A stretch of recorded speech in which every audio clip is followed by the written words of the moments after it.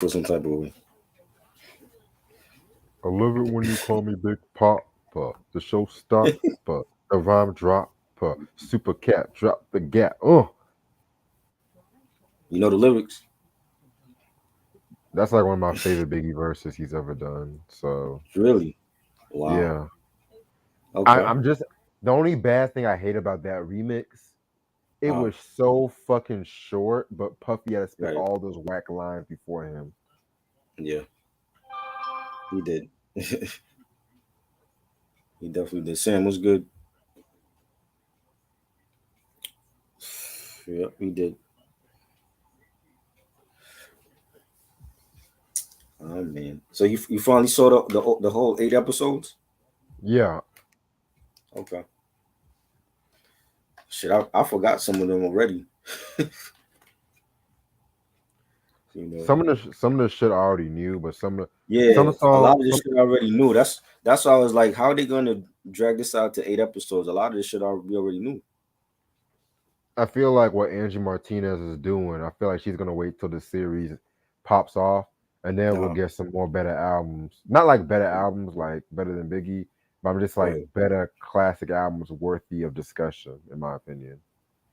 'Cause A double. Mm, I feel like the next one is gonna be the Chronic or Doggy Style. yeah, I think so.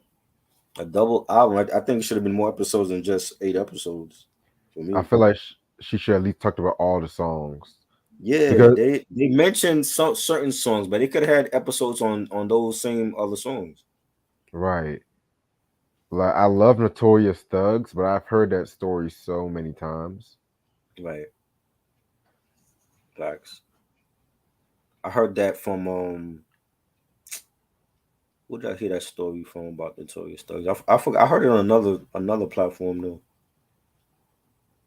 You know, I was like, there's nothing really new except for like some minor things.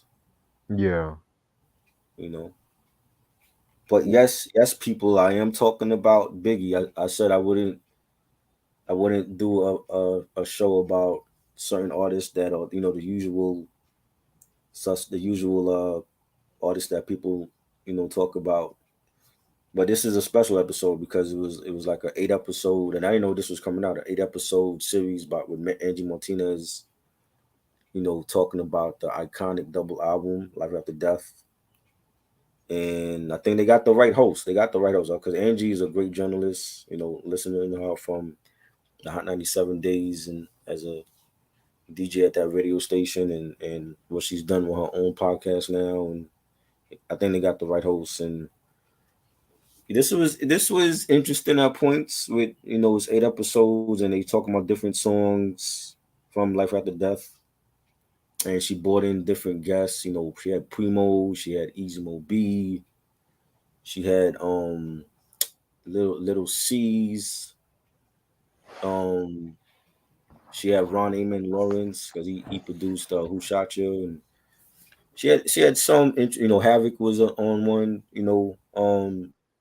A lot of the stories we heard about, like Reggie just mentioned about Notorious Thugs, how that was made. I already knew about that, and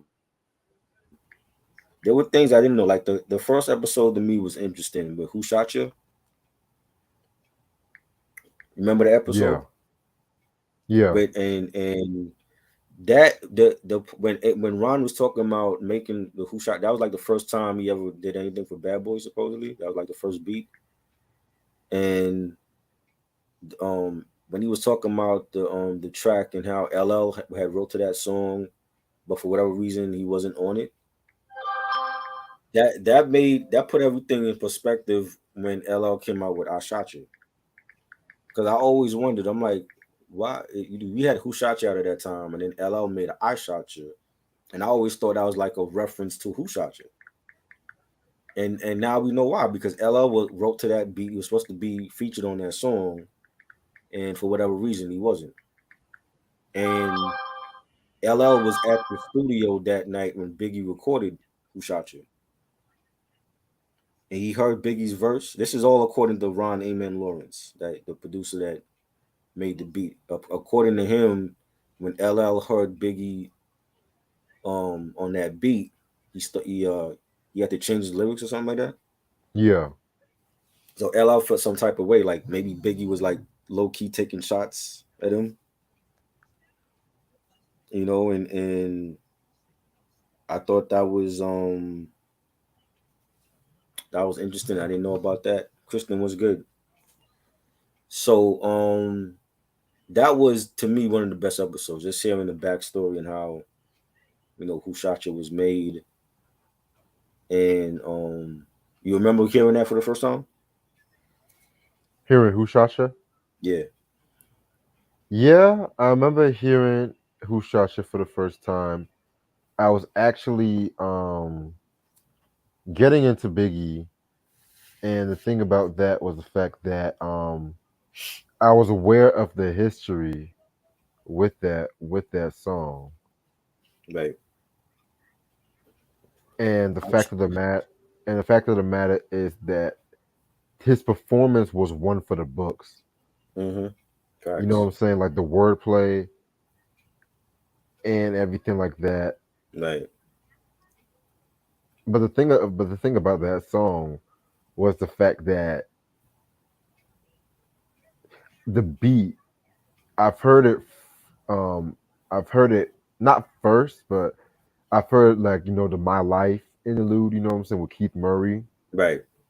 And I always imagine what if Big and Keith did a song together and shit like that, with Keith just setting it off, you know what I'm saying? But I definitely feel like that song and that Who Shot Ya, after hearing the whole LL Cool J story, it kind of makes sense, but at the same time, I've noticed something when it came to Bad Boy Records, Uh, with its history. Sometimes, like some shit will they would try to like downplay like the legacy and shit like that too. Like right. you know how they say over the years how Long Kiss Goodnight was not a Tupac diss, but Mm-hmm. if you really listen to it, it Of course it really was. is a Pac diss. Of course it Listen, was. And I felt like when Life After Death came out, I felt like Biggie was dissing Pac without saying his name on a lot of those songs. he was dissing hella cats Yeah. without saying the But names and but shit. Puff didn't want him to go at him, and I'm like, oh, but Pac got like thousands of songs where he's like calling Bad Boy out. You know what I'm saying? Like, why not go at him? You Right. know, he By the wanted way, to be the better person, and oh, I was saying I texted you by the way and I shit. hear you. Yeah, I got it. Okay. You know what I'm saying? Yeah, the thing, yeah, the other thing that Ron mentioned was Keith Murray not wanting to record on the beat. Yeah. That like the track was for him, but he didn't have time to record, or he didn't care to do it. Yeah, I heard about that shit too. Like I don't get some of these artists, bro. Like some of the stories you hear about them passing up on beats. I'm like, why wouldn't you want to record on this beat? You know what I mean? Why wouldn't you want to record on this beat? They probably felt like they couldn't Like flow to the beat.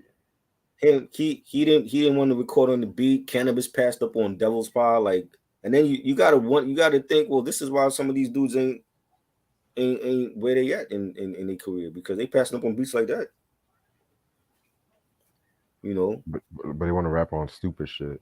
right? Exactly. I'm like, nah. Keith Murray would have killed this joint in his prime. I don't understand why he didn't want to do it, but it went to somebody even better. So Biggie made it a classic, and I would have been interested to hear LL on that track. We never heard LL and Biggie together, except for the Flavor in Your Ear remix. They never did anything else together. You know what Right. I'm saying? And mind you, that that beat for what is it?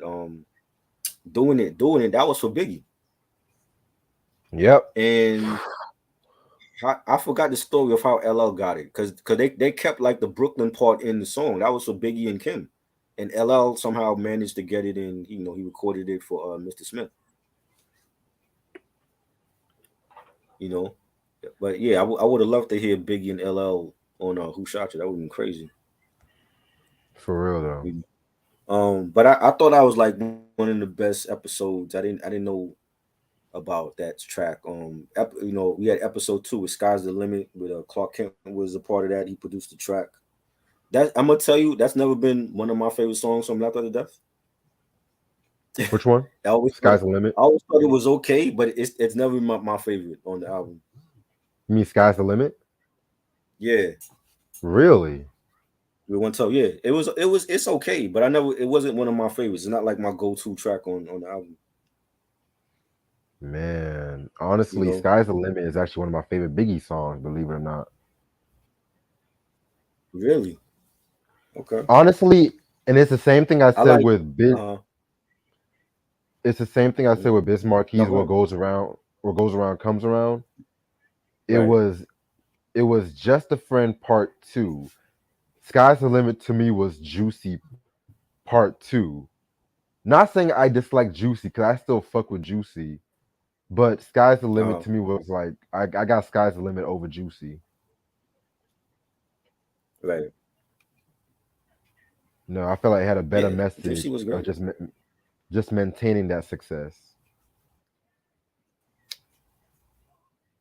Hmm.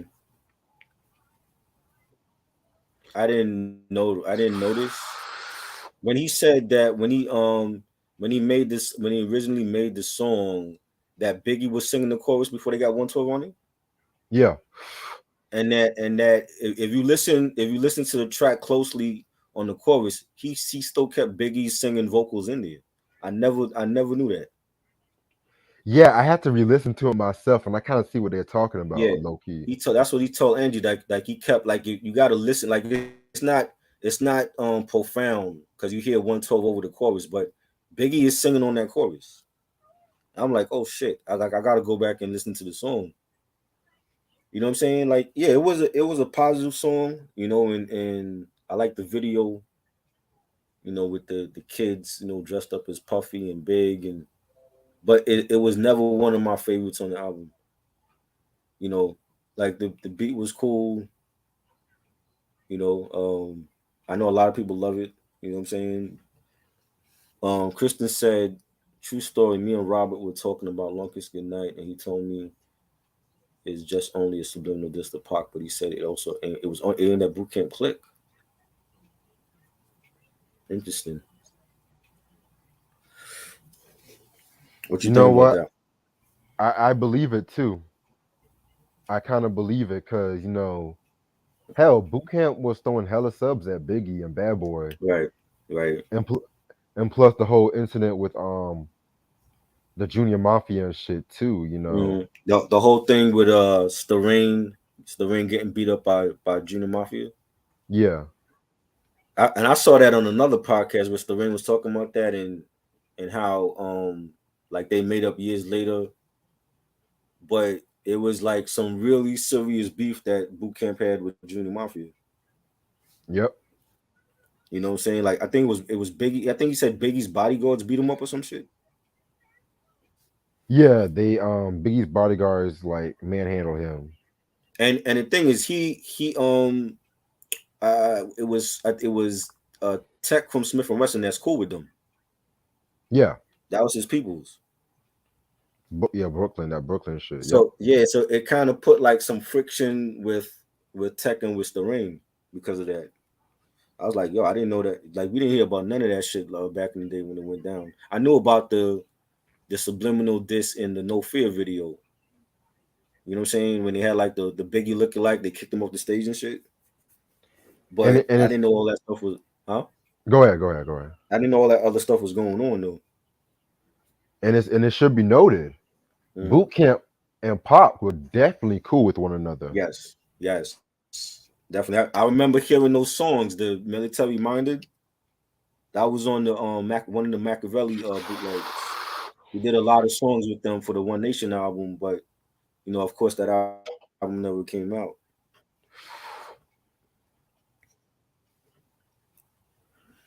You know, somebody's got to die. Did you get anything from that episode? Some of the stuff that was mentioned on the episode, I kind of already knew. Yeah, Good episode though, good episode. But just the way that I love yo. This is what I love about albums back then. Like the way that Biggie closed out "Ready to Die" with suicidal thoughts, and he shoots himself. You hear his heart rate slowing down, and then you hear Puffy on the phone, yo, big, and then it goes off. And then when Life After Death starts, it started off with Biggie going to the hospital. Everything was just eerie because that's actually what happened after he got murdered. He rushed him to the Yeah. hospital. It was just everything at that time was just it was real eerie and crazy. But just the way that that album started off, and then you hear the beat for Somebody's Gotta Die. That was a great opener. Like And you couldn't write it any you could if that was a movie you couldn't write it any better than that. it's crazy too because that intro to Life After Death, it started with the previously on Ready to Die and stuff Right. like that too. That was so fucking Yes. ill. Yeah. It was. And I think Little Caesar's the one that said that they went to see Casino, and I forgot what track it was for. They went to see Casino, and then they came back and Big made the song. I don't think it was for this song. It was for another song. But Big was heavily into movies though. You can He tell. was. You know what I'm saying? And it was crazy just the way that it started off and how everything played out in real life. You know, it it it it, it set the tone for a classic double album, but it was really dark. You know, that was a great beat. Definitely enjoyed that album opener. Ten Crack Commandments. That was episode 4. We all know the story about that. Primo originally made the beat for Angie Martinez show on Hot 97 at that time, the Battle of the Beats, and Puffy heard it and he wanted it for Biggie's album. He pleaded with Primo. Primo eventually gave it to him. I thought it was a classic, classic Biggie track, one of his best all time, and just him breaking down the do's and don'ts of drug dealing, and that was a classic, man. I definitely enjoyed that. But I've heard that story so many times. I think even Primo talked about it on his YouTube series. So what's up? You know, what you thought about that? 10 Crack Commandments, man. I mean, so much quotables came from that fucking Yeah. song. You know what I'm saying? Yeah, I've heard that story in his Rap Genius interview, his Hmm. show. You know what I'm saying? And you know, with Chuck D, I'm not going to get mad about him because Chuck D has Right. always been like that. Against drugs. Malt Uh. liquor, sin IDs, all that stuff. You know what I'm saying? And at the same time, you can tell for Primo, he didn't really feel any kind of way because it was just like he respected Chuck D. Public Enemy, just still a Right. lot for hip hop and stuff like that too. So that was a very good episode as well. I I'm I gonna, thought it was I thought it was really. I didn't know that the part about Chuck D actually suing Primo for that. yeah, that happened. Yep, 99. That was crazy. Like really? Was it that serious? Shoot. Let me tell you something. I'm gonna go outside for a quick second. I'll be Yeah. right back. I gotta pick up my dinner. All right. Yeah, that was Casino's a classic. Definitely, I enjoyed that Casino review I did like a couple years ago. That was great. Definitely a classic movie. What did Christian say? Christian said, I seen something that with DJ Clue, and I think he said that Biggie threatened him because, well, I know Clue he used to be the DJ for Bad Boy, and he was releasing like early Bad Boy mixtapes before he went off to Rockefeller. So maybe that has something to do with it. I never heard that story, but he was with Bad Boy at one point. You know, Clue was everywhere at that time.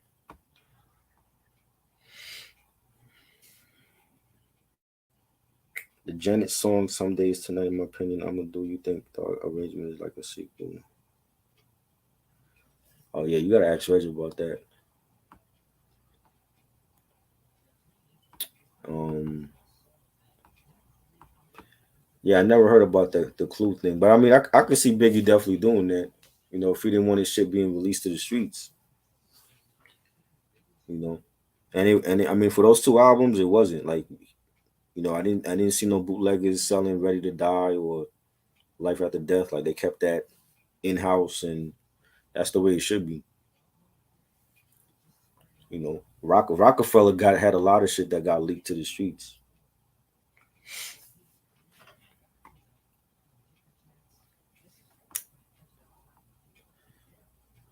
Or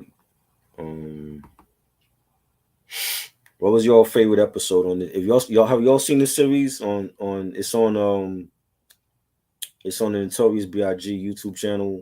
It's 8 episodes. Angie Martinez breaking down like some of the classic tracks from Life After Death. If y'all seen it, what was your favorite episode? What's your like favorite tracks from Life After Death?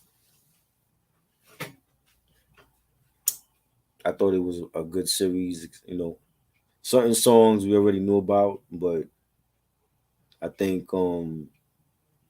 it should have been longer.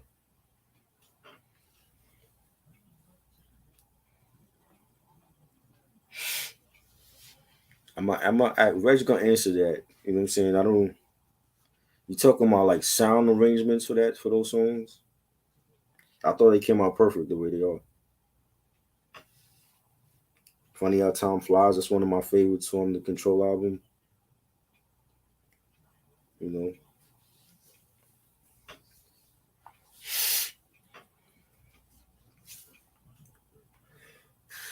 you seen this series?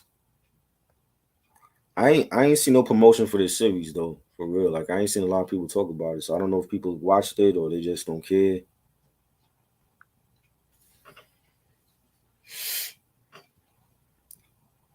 You know,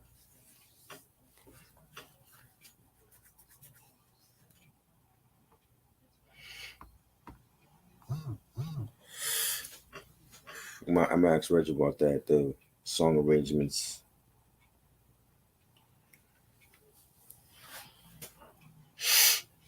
What's your favorite songs from Life After Death, Christian?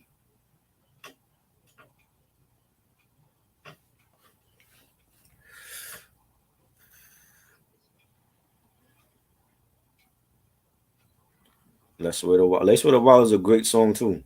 I think both of those are classic Janet songs.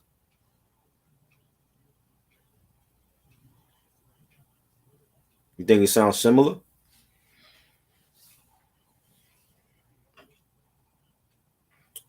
Mm, I don't know. I don't think they sound similar. They both were great ballads. You know, that's just the sound. That's the sound that Jimmy Jam and Terry Lewis had. They just had a I'm certain back. type of sound from everybody else. What y'all talking about? He wants to know from you. Does the Let's Wait a While and Funny How Time Flies are they sound similar? Do they sound similar? And Some Days Tonight. Let's wait a while and funny how time flies. I can see the similarities, but I can see the distinctiveness. You know what I'm saying? But nothing sounds like someday is tonight. I'm sorry. Right. I do feel like some of the control songs do have similar sounds and arrangements, Well, but I mean, I think that's what he was saying. Like the sound, the arrangement wise or whatever, it sounds similar. yeah, I mean, I just think that was the sound for Jimmy Jam and Terry Lewis at that time, though. You know, like baby, we could do that for Babyface. Have a lot of songs that sound similar. You know, but they just had a sound that nobody else was doing. exactly. Oh my God, yes. Sam said my favorite songs on Life After Death is "Kicking the Door" and "What's Beef" and "The World Is." Oh yeah, "World Is Filled with Too Short" was fire. That was a dope song. I enjoyed it, and you know I'm not a big Too Short fan, but I think he was the right feature for that song. Mm. Like just to hear Biggie do something Too Short was, you know, that was dope. The only verse that Puffy wrote too. Right, that's what you told me that when we was doing something. I forgot what we was doing, but you told me that was the only verse that Puffy actually wrote. Yep, allegedly.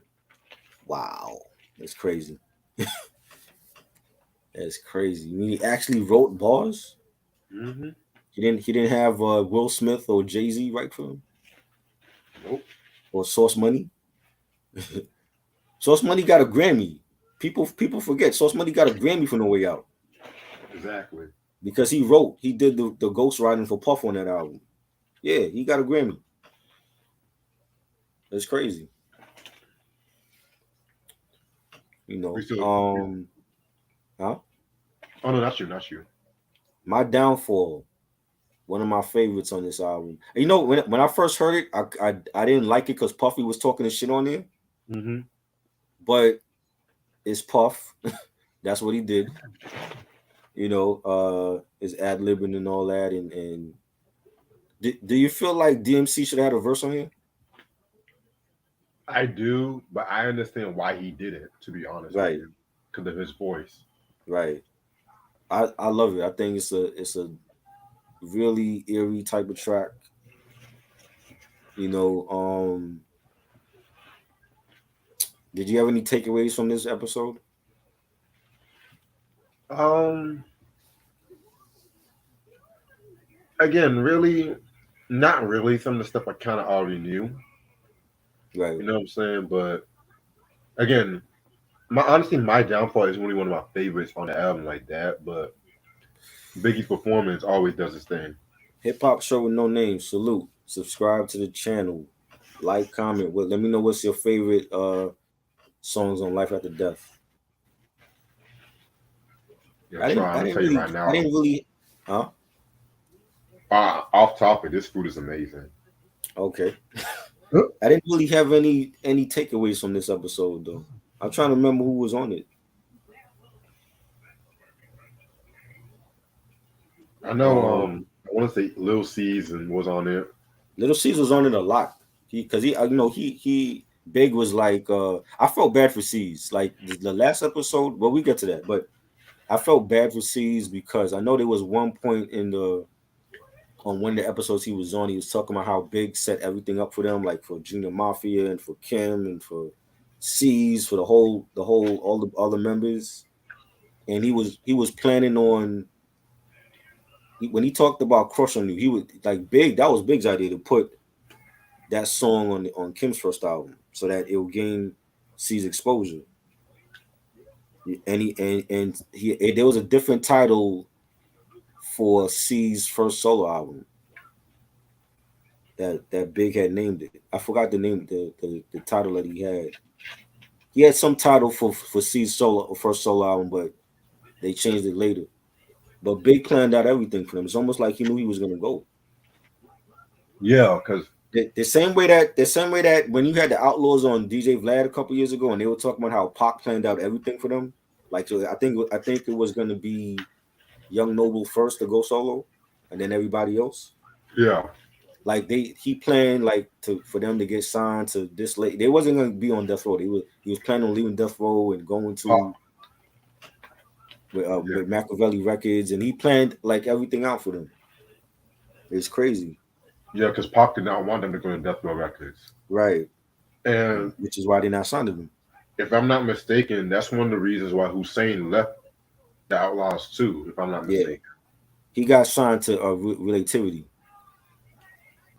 for his solo album. He got signed to a different label.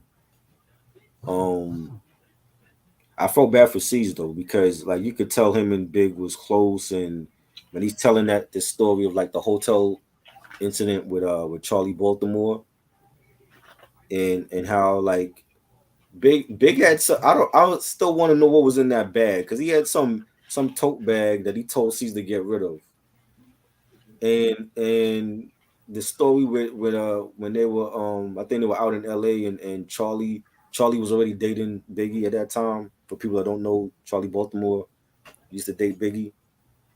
He was planning on doing the commission super group with him, Charlie and Jay, and that never happened. But that story where Charlie found the bag and whatever was in the bag, she flipped out and she was throwing shit at Biggie in the hotel, and she threw the ring that Faith had given him out like out the window, and sees like rushed downstairs to find the ring in the bushes. Just wild shit, you know what I'm saying? Mm-hmm. Um, But I felt bad for C's because you could tell like stories like stories like that.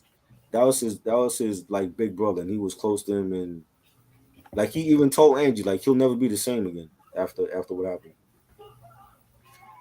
You know what I'm saying? And it's really sad. And then like him actually being in the suburban when Big got shot, he was in the back seat, so he saw.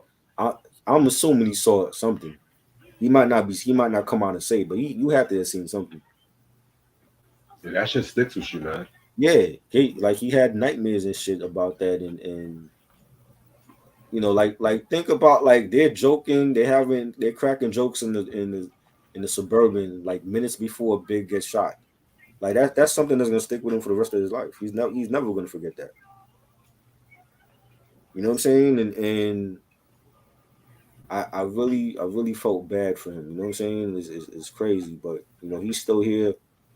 Salute the little C's and um Notorious Thugs. That's another episode where we already heard the stories about that how that track was made, and Bone Thugs came to New York, and there's pictures with them and Biggie. For anybody who didn't see it, they have like pictures on the internet with them in the studio with Big and C's was in there, and that's always been a classic song, a great way to start off this too. Yeah. What did you take from that episode, if anything? Hmm. Again, I've heard the story before, but I just because I've heard the story before doesn't mean I get tired of hearing it. You know, just the fact how Biggie just studied that flow. Yeah. Actually, you know what? I did take one thing from that song. Uh-huh. It was how I think it was Lazy, and that was the one who was interviewed and shit. Right. He was saying how they didn't get a lot of love in New York because people used to always think they were from the West Coast, but then when Notorious Thugs came out and they performed Facts. at New York, they said the New York crowd got mad whenever they didn't want to Facts. perform the song and shit. Facts. Facts.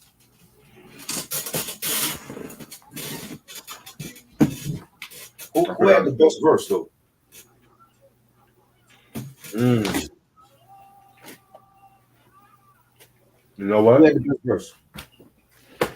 Either Biggie or Biz. Because I hear people always say like, yo, they felt like Big had the best verse, or Crazy had the best verse. Crazy's verse was good, You know, but Biggie, man, he just oh god. who had the best verse? Gary?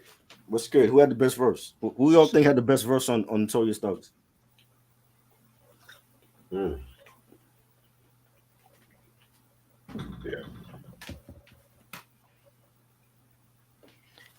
The one thing I liked was that the one thing that I took away from that episode was that Crazy Lazy Bone said that they never got a chance to hear the full song until after Big died.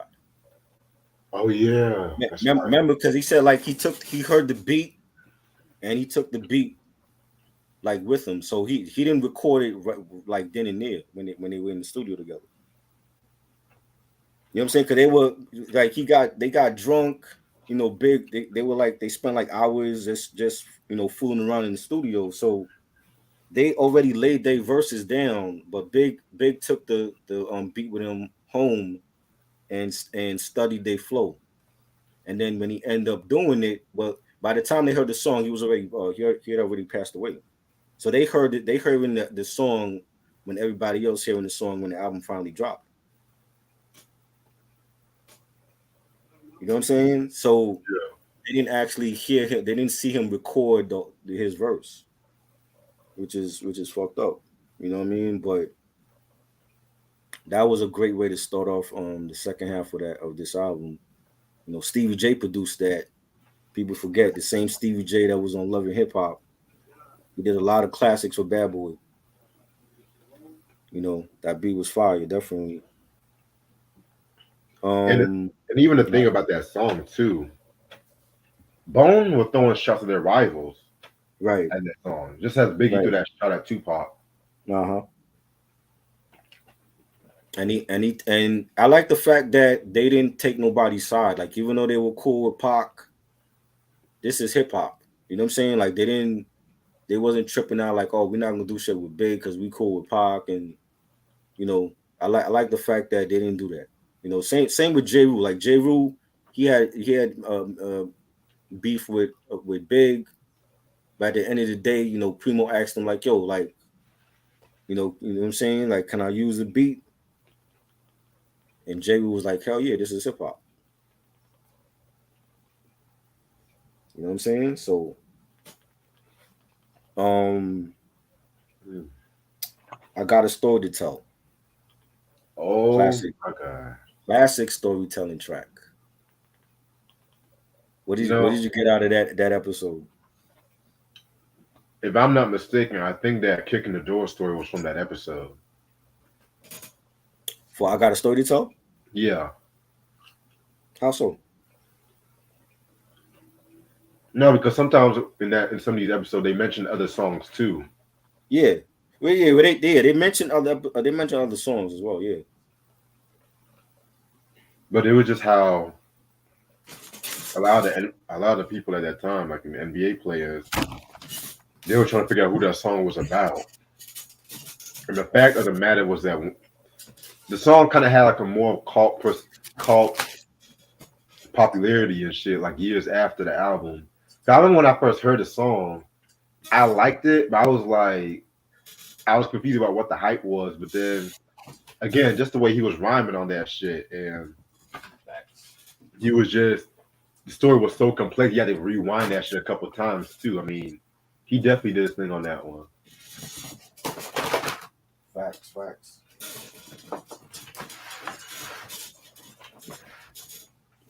I agree with you, bro. Definitely, definitely. I mean, for me, I felt like it's a great storytelling track. Now, you know, some people say that he was talking about Anthony Mason, allegedly ex Knicks player from the '90s. Rest in peace to him. It's about him and his Anthony Mason's wife or whatever. But we don't really know that for sure, you know. But if whether it was true or not, I think it was a great storytelling track. I love the beat by Buck Wild. You have Buck Wild on there actually talking about the beat. Underrated producer in my opinion. Right. You know what I'm saying? I loved it. I think it's always been one of my favorite songs from this album. Definitely. But just this the way that he was like his imagery on the track, it was like you could see everything he was talking about. Exactly. You know what I'm saying? And then like like towards the end of the song where he's like talking with his peoples about how the chick wanted him to take a shit on her and all that. I was like, yo, I've never heard no shit like that. You know what I mean? And that was just funny. That was definitely a great track. I wish they had a video for that. Um, the last episode, Last Days, Ooh. and we know about this track too with Havoc from Mobb Deep. He made the beat originally. It got stolen. He had to make another beat for it. You know, didn't this happen to Havoc like twice? Yeah. Because he made the beat for "I Love You, Baby," right? And then that got he didn't get the credit for that shit or some shit, or he got stolen or something. I want to say I think that one got stolen too. Oh my god! I What? know he talked about that in his book too, but it's been Right. years since I read the book. To be real with I you, remember hearing about that. Like he made the beat for "I Love You, Baby" with featuring Black Rob, rest in peace. That was on No Way Out, but there was something about he didn't get the production credit for that beat, or it got stolen or something. Like what was Havoc doing with his beats? Like where was he like keeping his beats at? That's the sign that says don't mess with Bad Boy like that, boy. You know what I'm saying? Because that happened with Pete Rock. When Pete Rock did the beat for Juicy, he didn't get the credit for that. You know what I'm saying? Um, that was definitely a dope ass song. Like the Locks killed it. You know, the beat was a classic Havoc beat. You know what I mean?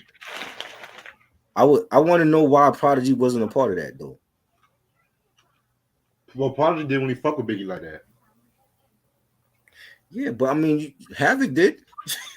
Huh? You know what I'm saying? Havoc did. You know, so what? Did everybody from the mob didn't fuck with him except for Havoc?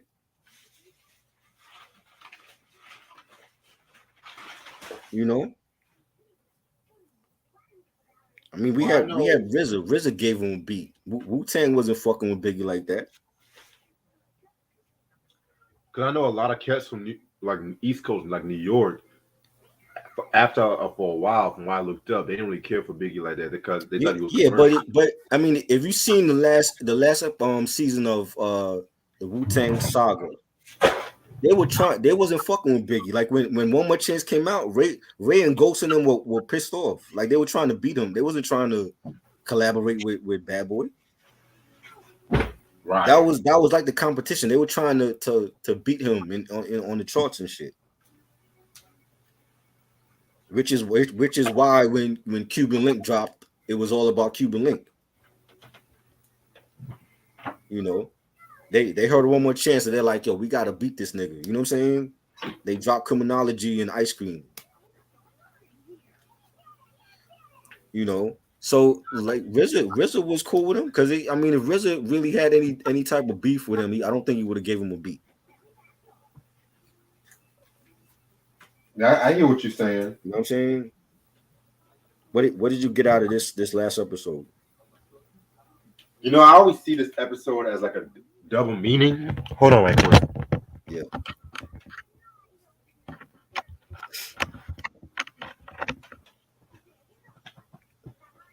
Yeah, I always see this episode like not just talking about the song "Last Day," but at the same time, just talking about where everybody at was when Biggie died and shit. You know what I'm saying? right. And this is like I feel like it was very fitting. It was very fitting, you know. Y'all they had a Moby and Little C's and all them talk about Mhm. that shit. You know, I definitely feel like it was a nice send off, but I wish they would have talked about you're nobody till somebody kills you. Right. That's actually Yeah, my there were other songs that I felt like they should have did a whole episode for, like Kicking the Door. You know, you're nobody till somebody kills you. What's another one that I thought I really Niggas Bleed. You know, songs like that. Going back to Cali. oh, they weren't going to talk about that shit. I can tell you Well, that they, right they now. actually had Moby. They had Moby. Was Moby was on the last episode, right? Yeah, But the last episode don't have nothing to do with Moby. That's the thing. Like it was Havoc that made the beat for Last Days. So I'm like, well, why is Moby on here? Unless they were just trying to fit him in because they wasn't going to talk about going back to Cali. You know what I'm saying? But like that's that song right there. Like you talk about Erie, this dude got murdered in Cali, and he's talking about going back to Cali. right. You know what I'm saying? And from allegedly the actual phone, the prank call was actually a real death threat that Puffy left in the song. That's crazy. So what I mean, allegedly, I think you the one that told me about that. Allegedly, like the death threat that you hear before the song starts, that was an actual real death threat that Biggie got. I mean, I wouldn't be surprised. Shit, honestly.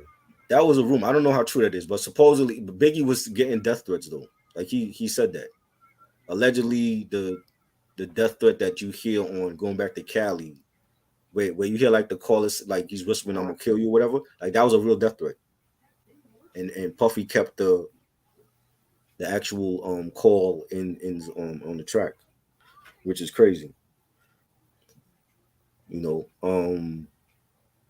I just felt like certain songs could have had an episode or even a mention. You know what I'm saying? Like I always liked the song he did with Kim. Another. I know a lot of people don't like it. I don't know why, but because it's like if you listen to another could have been on the Junior Mafia album.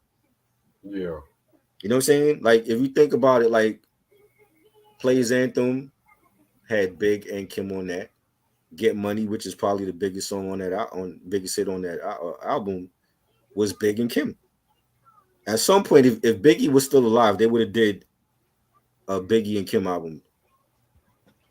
You already Yeah. know that was gonna happen. You know what I'm saying? So yeah, a lot of people don't care for that song. I never understood. I'm like, I thought Another was a dope ass song.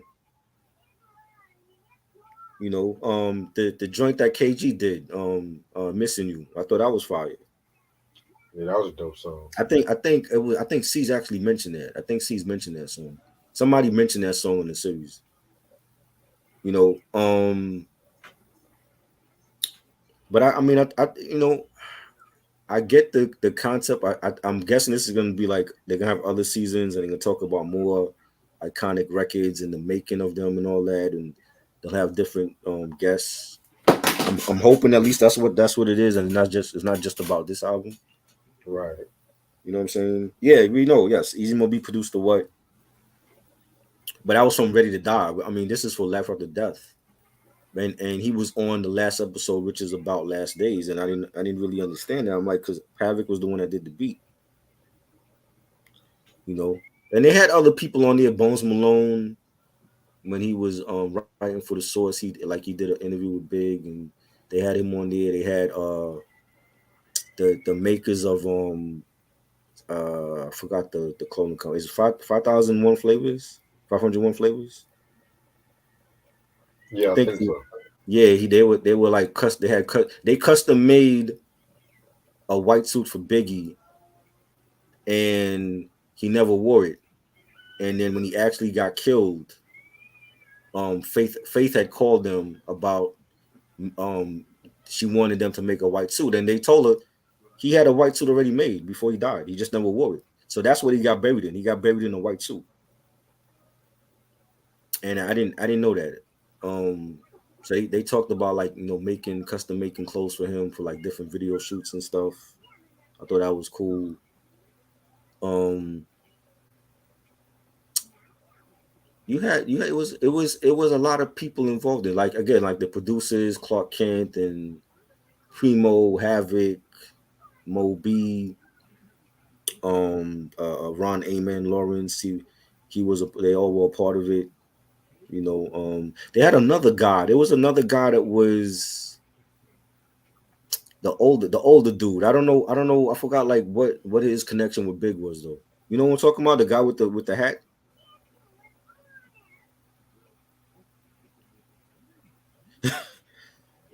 I don't think Reg know what I'm talking about. But there was an older guy that was there, and he had like a hat on his. I forgot his name, but he had some type of connection with Big.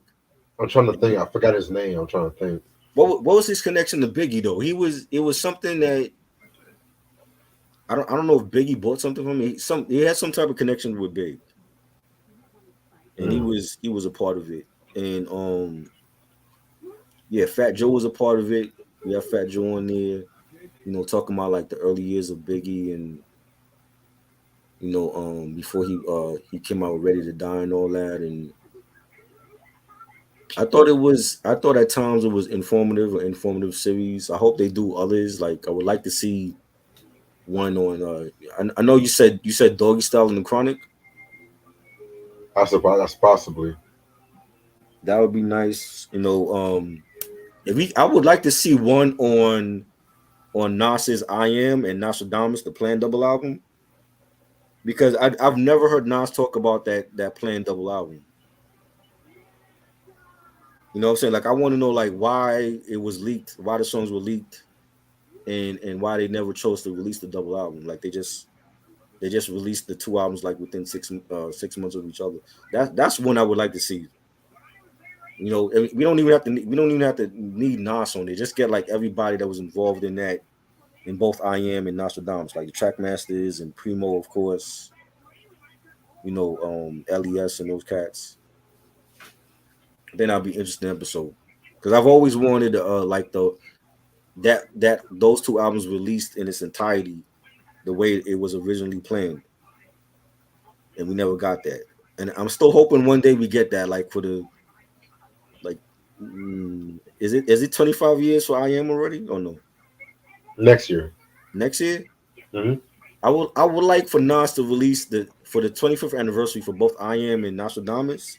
Really give us the planned double album that he was gonna originally release in 98 with the Okay. original track listing, like and a lot of those tracks are on Lost Tapes Volume 1, but there's other songs that never made it. But that's what I would like for the 25th anniversary. Just release the planned double album for both of those albums with the original track listing and the original, if he still have the original like photo shoot for that album.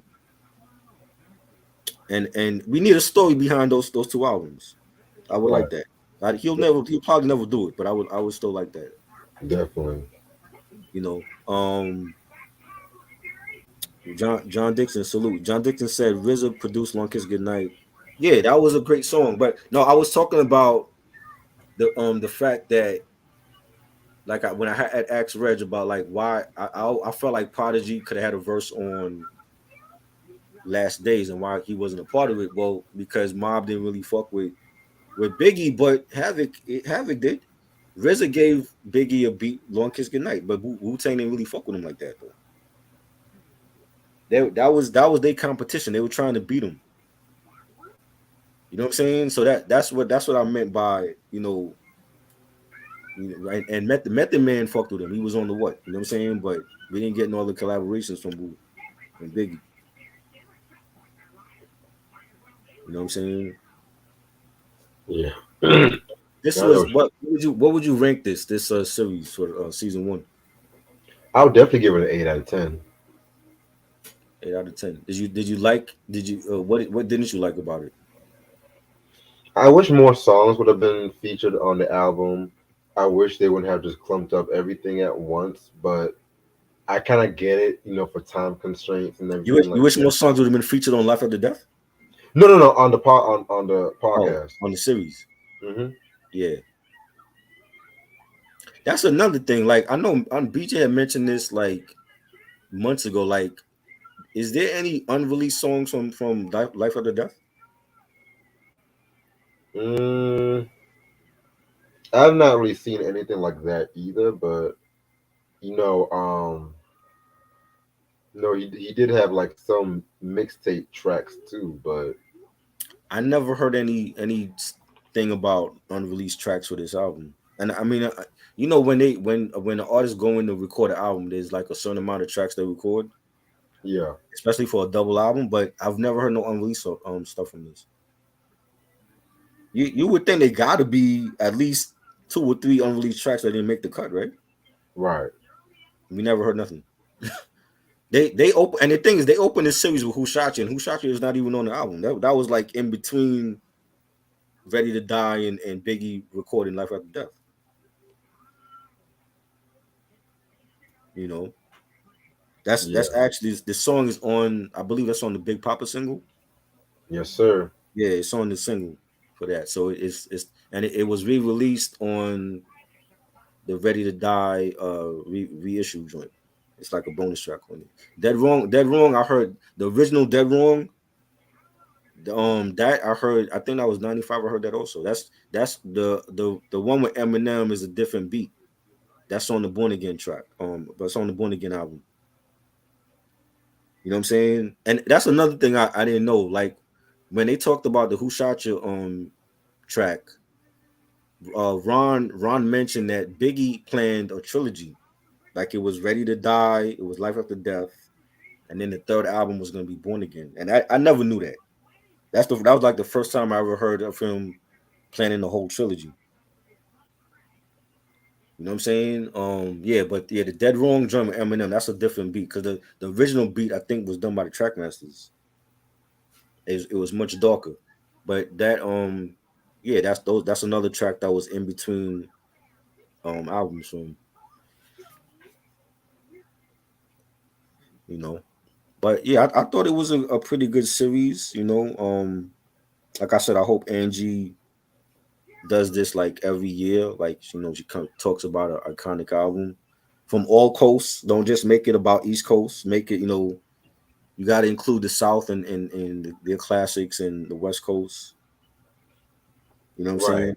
I Yeah, agree. like if he was alive, Born Again would have been a classic album. Not the shit that we got with all those collabs and shit. I didn't like Born Again. You know, but if y'all haven't checked it out, check it out. It's on the Biggie. It's on the Biggie YouTube channel. It's called Iconic Records, hosted by Angie Martinez. It's 8 episodes. They're talking about different songs off of Life After Death. Check it out. I just wanted to do. Originally I was gonna plan to talk about each episode. I was like, that's gonna be too long. Let's just make it like one whole live stream and talk about our favorite parts of the series. And if she do another one, then I'll do another review on it depending on the album. You know, anything you got to say, Reg, before we leave? Highly recommend it if you're a Biggie fan. You know, Angie Martinez definitely did a thing. I wish she would come back for next season to do something else. Like you said, don't just always stick to the East Coast. Have a variety of coasts Right. to it. Yes, definitely. Because then they're gonna be like, oh, y'all the East Coast bias, and I don't know about Angie, but I'm not. I would love to hear about some of the Southern classics out there. So Same. you know what I'm saying? It's only right. You got to represent all regions and all coasts. So I agree with you, bro. you know what I mean, but this was a fun episode. Um, I got something else that I want to drop also on here after this, but that'll be next week. Tomorrow, what we got planned tomorrow? Tomorrow at 10 o'clock is Mariah Carey's Charm Bracelet album. Oh boy, I'm already tired of Mariah. Thanks to you. Like after we do this whole Mariah rundown, I'm not playing Mariah for like a good 10 years. Thank you, Damn. thank you, Reg, because I'm already tired of listening to her. But that's how I'm going to split it between pre-emancipation and post-emancipation. And the second half is gonna be even. It's gonna be bad because that's when she was dropping a lot of garbage in the 2000s. You know what I'm saying? The Glitter soundtrack was decent. It ain't no classic to me. I know you feel highly about that, but it's okay. But Listen, man. after this Mariah rundown, I'm not playing her for like a good 10 years. Yo. Okay. You know what I'm saying? And it's all your fault. And then what we Well, what we got on? We doing anything Monday? yeah, Monday at 6 is the emancipation of Mimi. Oh God! So back to back Mariah. Yes, sir. You couldn't like space it out. Well, I have a couple of good ass albums this week. Plus, Okay. um, the days Ash was also available. I was gonna be very busy those days. Okay. But yeah, that's it for right now.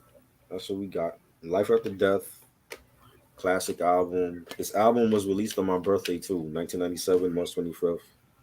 It holds a special place in my heart because I actually saw Biggie live in concert in '96, and then 6 months later he died, and then I was at the procession in Bed-Stuy, when with the hearse, driving through the neighborhood, and it was just crazy to see. You know what I'm saying? So it'll always have a special place in my heart. We both have the same first name. We both from Brooklyn. You know what I mean? So a great one of the best double albums ever. Top three for me. Yes, Sam. I was Facts. 19. Facts. Sam is on it. He already know. So yeah, I'm glad that they did this series for Big, and this is gonna be the last time I speak about Big. I'm not doing it again. I only did this. This was a special occasion. I don't really like talking about the same type of artist over and over.